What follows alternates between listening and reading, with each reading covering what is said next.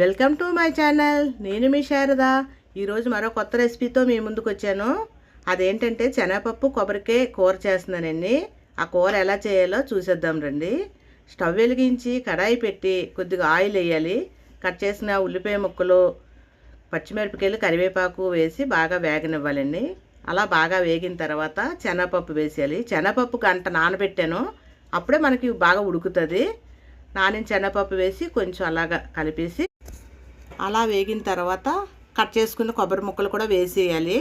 వేసిన తర్వాత కొంచెంసేపు వేగిన తర్వాత అందులో పసుపు, కొంచెం కారం వేయాలి. సాల్ట్ అప్పుడే వేయకూడదు. సాల్ట్ వేస్తే పప్పు ఉడకదు కదా. ఉడికిన తర్వాత సాల్ట్ వేసుకోవాలి. అలా అయిన తర్వాత వేగాక మనం కొంచెం నీళ్ళు వేసేసుకోవాలండి. అందులోనే 2 లవంగాలు, దాక్షిణ చెక్క, యాలకులు వేసానండి. అలా వేయడం వల్ల కూర చాలా టేస్టీగా ఉంటుంది. అలా వేగిన తర్వాత నీళ్ళు వేసి కొంచెంసేపు అలాగా మూత పెట్టి ఉంచుదాం. ఇప్పుడు చూసారా పప్పు ఉడికింది కదా, ఇలా చూస్తాం. నొక్కి చూసిన తర్వాత పప్పు ఉడికితుంది కదా, అప్పుడు సరిపడంత సాల్ట్ వేసుకుంటాం. అంతేనండి, కూర రెడీ.